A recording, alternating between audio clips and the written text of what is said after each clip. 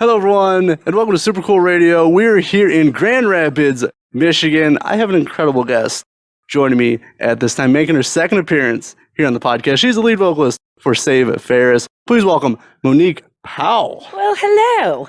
It is so nice to meet you in person. It's so nice to meet you. I know I look different. Digital interview, I believe, a couple months ago. I think it was right before the Valentine's weekend show. That's right. So it's nice to actually meet you in person. I'm looking forward to rocking out with you tonight at the Pyramid Scheme. But obviously, before we talk about, obviously we're only 2 days into the current tour. Yes. But I'm curious, since we did talk about the Valentine's weekend show, so how did that go? It was incredible. It was sold out, and we had performers from Social Distortion and Real Big Fish and Goldfinger. And Goldfinger. Very nice. Yeah, we played a Goldfinger song, and we played a Johnny Two Bag song, and Scott from Real Big Fish and I did You're the One That I Want. We did like a scaled down acoustic version of it. And Pritchard, our trombone player, actually played accordion on it. Nice. It was pretty cool. Do we have accordion tonight? Will there be a accordion? No. Oh, darn. All right. I wish. Maybe next time.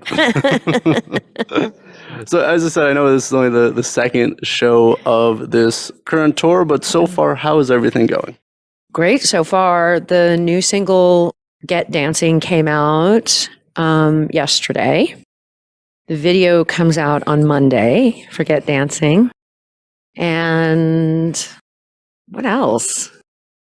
It's just great so far. Last night's show in Chicago was awesome. And we had a great time. The audience loved it, and we loved it. And well, I'm glad to hear everything is so far going great. As I said, I was obviously very early in the tour, but so kind of curious. So I am obviously my first time seeing Save Ferris live tonight, and actually from my research, first time performing in Grand Rapids, I want to say. I think it is. From my extensive research. Yeah. So, like, what am I in store for tonight? Well, a lot of life. There's a lot of life to our shows. There's a lot of, like, fun. It's a little raunchy at times. And sometimes I come out in my underwear and nothing else. So, I mean, that's my takeaways. I'm sure everybody has their own different takeaways from a Save Ferris show, but those are mine, personally.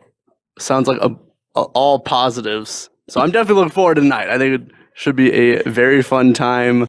I was at the venue earlier, and they have like orange and blue like zigzag flooring. Ooh, so yeah, I'm excited about that. It's got a cool vibe to it. So it's my first time at the venue. Like, I haven't gone to Grand Rapids too much. Yeah. But it definitely looks like it's a cool vibe. Okay. Well, I'm looking forward to it. Fine. As am I. But I'm kind of curious. So obviously, with your extensive like career, like, do you ever get nervous before a show? Not really. I mean, there was a little bit of that Valentine's Day show I was talking about. There were a little bit of nerves there for me because there was so much that went into the planning of the show. Because it was we do like once a year hometown show. And because it meant so much to me because it's in my hometown, we really go all out with the stage production and the planning and everything. And so there's just so many moving parts. So I was a little bit nervous. It was just like, okay, all hands on deck. Please, everybody, just I hope you did your homework because I really want this to go well. But typically, no, I don't get nervous. Right. And for that Valentine's Day show, like, how'd you overcome that kind of nervousness or uneasiness? Like, how'd you push through that? I just focus on the work, or I do some deep breathing exercises, which are basically vocal warm-ups, and those help a lot.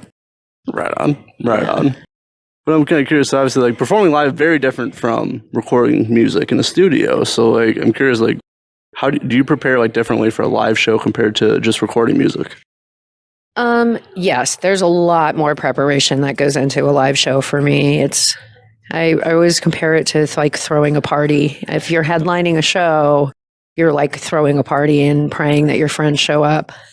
I think That is actually a great way to describe that. Yeah. And then you have like, old PTSD from that time when you were 12 and you like nobody showed up for your birthday. So That's accurate. It's really a little scary.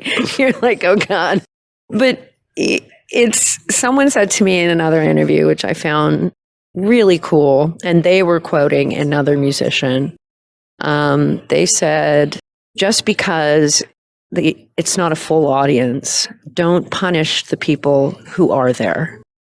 And I've always considered like the smaller shows, the club shows that we play, really so important because I get to really connect with people in a much more intimate way.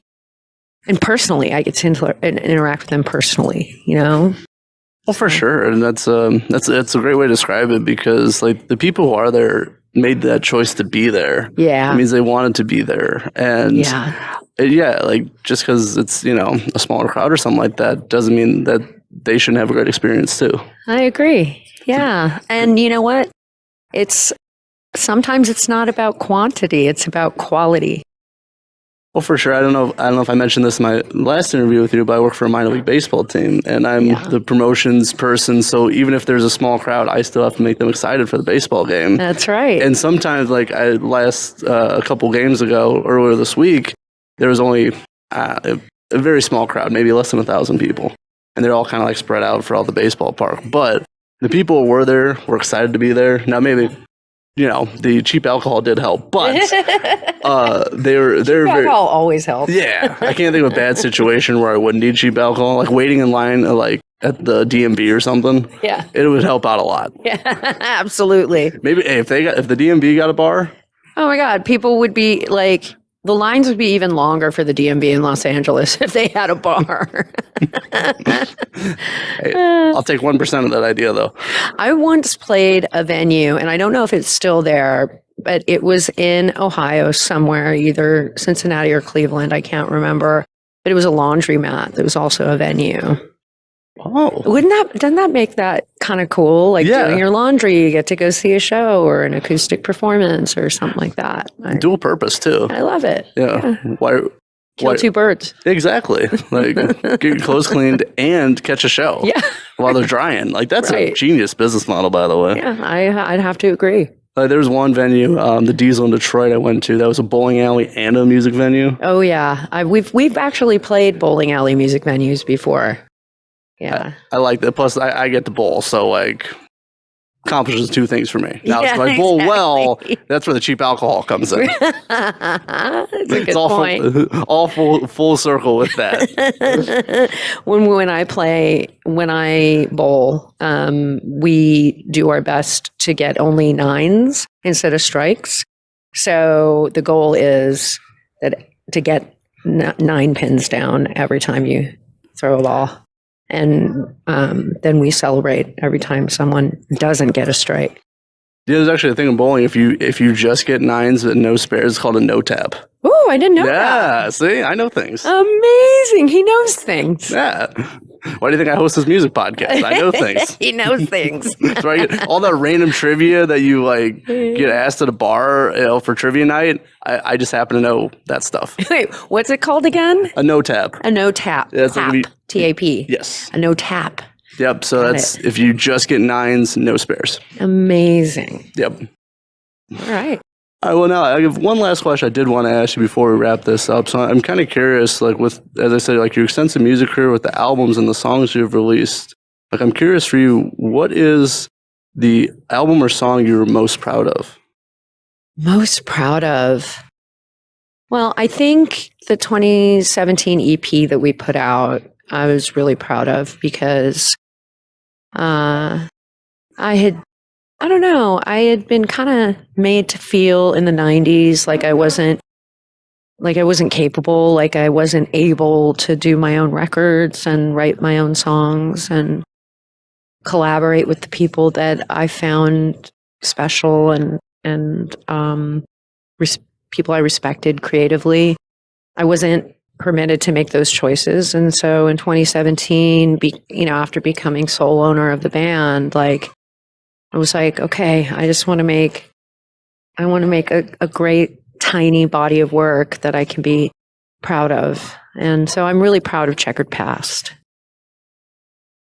Very nice. Some of my favorite music is on that EP. So Really? Oh yeah. Yeah, I mean, I love all the music, your whole discography. That's why I'm a fan of the band. But like, I felt it was just a slightly different vibe.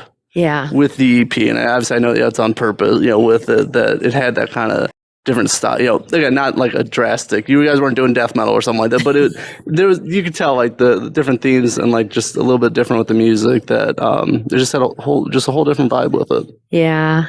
Yeah, that means a lot. Thanks. Of course. Well, on that note, I think it's a great way to wrap up this interview. Obviously, I look forward to rocking out with Save Ferris in just a little bit later today. But thank you again for your time. I really appreciate it. Of course. It's been a pleasure. And of course, I'll leave some links for Save Ferris in the description of this podcast. Please check out, support them. They got some great tour dates, so make sure to see them live. But for Monique Powell of Save Ferris, I'm your host always, Matthew Thomas. Thanks so much for watching this episode of Super Cool Radio. And remember, stay frosty.